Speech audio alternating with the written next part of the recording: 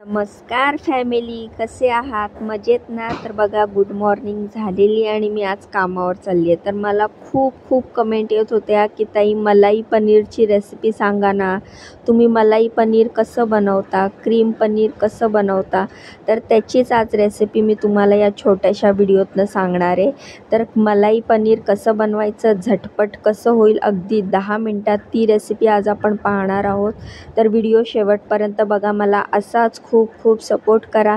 माझ्या व्हिडिओला लाईक करा, चॅनलला सबस्क्राईब करा. तुम्हाला तर माहिती आहे मी जेवण बनवायचं काम करते आणि ह्या घरी मी सकाळी 6:15 वाजता जेवण बनवायला आली आहे आणि इकडेच मी बनवणार आहे मलाई पनीर. तर त्यासाठी त्यांनी रात्री लाल मिरच्या, अक्रोड, बदाम आणि काजू हे भिजत घातलेले. तुमच्याकडे जर एवढं सगळं नसेल तर तुम्ही फक्त काजू आणि लाल मिरच्या पाण्यामध्ये रात्रभर भिजवू शकता, किंवा रात्रभर जरी वेळ नसेल तरी 3 ते 4 तास तुम्ही लाल मिरच्या आणि काजू भिजवून ठेवू शकता. इथे मी अक्रोड घेतलेत, काजू घेतलेत, बदाम घेतलेत आणि लाल मिरच्या घेतल्या आहेत. हे पाण्यातनं बाहेर काढायचं आणि हे आपल्याला वाटून घ्यायचं आहे. ते कसं वाटायचं ते पण तुम्ही एकदा व्यवस्थित बघून घ्या, कारण ती पण एक टेक्निक असते. तर ते त्याच पद्धतीने जर आपण केलं ना तर भाजीला रंग पण छान येतो आणि भाजी टेस्टी लागते. तर बघा, आधी मी असं एकदा फिरवून घेतलं आहे. थोडंसं जाडसंच वाटून झाल्याच्या नंतर मी अर्धा कांदा घेतला आहे, कारण हा मोठ्या साईजचा कांदा आहे. ते मी असे लांब कापून घेते आणि ते पण मिक्सरच्या भांड्यात टाकते. तर हा कच्चाच कांदा, आपल्याला काय भाजून घ्यायची गरज नाही आहे. टॉमॅटो घेतला आहे मोठ्या साईजचा. टॉमॅटो धुवून घेतलेला आहे. म्हणजे कुठल्याही भाज्या बनवताना भाज्या आधी धुवून घ्यायच्या, मगच आपण, ते तर आपल्या बायकांना माहितीच असतं. तर बघा, एक टॉमॅटो घेतला, अर्धा मोठ्या साईजचा कांदा घेतला आहे आणि ते पण आपण जे जाडं वाटलं होतं ना त्याच्यामध्ये टाकून आता ह्याची आपण बारीक अशी पेस्ट करणार आहोत. तर तुम्ही बघू शकता, मी तुम्हाला दाखवते अशा प्रकारे ही अशी पेस्ट झाली पाहिजे. तर आपली ही मलाई पनीरची पेस्ट रेडी आहे. तर आता गॅसवर कढई ठेवते आणि पुढे तुम्हाला दाखवते कशी रेसिपी करायची. एकदम झटपट, इझी आहे, टेस्टी होते रेसिपी, मुलांना खूप आवडते. तर कढई ठेवली आहे मी गॅसवर आणि त्यामध्ये तेल टाकले. तेल तुम्ही तुमच्या हिशोबाने टाका, कारण कामावर मला सगळीकडे तेल कमीच वापरावं लागतं. आजकाल सगळे हेल्थ कॉन्शियस झालेत, म्हणून मी 2च टेबलस्पून तेल टाकलेलं आहे. आणि ते जे वाटण आपण केलेलं आहे ते वाटण आपण कढईमध्ये ट्रान्सफर केलेलं आहे आणि आता हे वाटण आपल्याला व्यवस्थित परतून घ्यायचं आहे तेलामध्ये. आणि वाटण बघा, हे असं आहे ना, म्हणजे आपण काजू बदामचं जे वाटण करतो ते थोडंसं इतर वाटणापेक्षा चिकट असतं. तर बघू शकता तुम्ही, हे वाटण मी कढईत टाकल्यानंतर व्यवस्थित परतून घेते आणि असं परतून झाल्याच्या नंतर मग आता आपण मसाले ॲड करणार आहोत. तर मी इथे सांबार मसाला ॲड करते. सांबार मसाल्यामुळे ह्या मलाई पनीरला खूप छान टेस्ट येते. तुमच्याकडे जर पनीर मसाला असेल तर तुम्ही पनीर मसाला पण वापरू शकता. तर सांबार मसाला टाकून झाल्याच्या नंतर मी कश्मीरी लाल मिरची पावडर घेते. आपण ऑलरेडी वाटणामध्ये लाल मिरचीचा वापर केला आहे, त्यामुळे मिरची पावडर टाकताना तुमच्या हिशोबानेच टाका. कारण मी ज्या वाटणात मिरच्या वापरलेल्या त्या तिखट नव्हत्या, म्हणून मी थोडीशी कश्मीरी लाल मिरची पावडर घेतली आहे आणि ती त्यामध्ये ॲड केलेली आहे. आता मी टाकणार आहे हळद. तर तुम्ही बघू शकता, मी हळद टाकलेली आहे अर्धा चमचा. त्यानंतर धणा पावडर टाकलेली आहे 1 चमचा.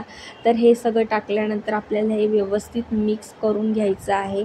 मसाले आणि बाकी सगळं, म्हणजे जे मी काजू बदाम मिरच्या घेतल्या आहेत ती तुमची किती क्वांटिटी आहे, तुम्ही किती पनीर वापरताय, तुम्ही ते तुमच्या हिशोबाने घेऊ शकता.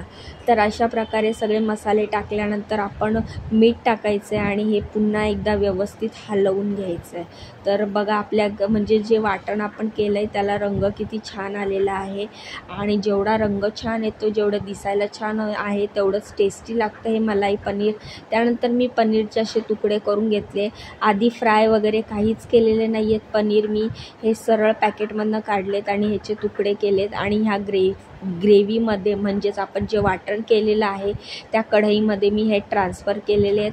आणि आता हे आपल्याला व्यवस्थित सगळे मिक्स करून घ्यायचे आहेत. म्हणजे जो मसाला आपण केलेला आहे कढईमध्ये तो आपल्या पनीरला सगळ्या बाजूला कोट होईल.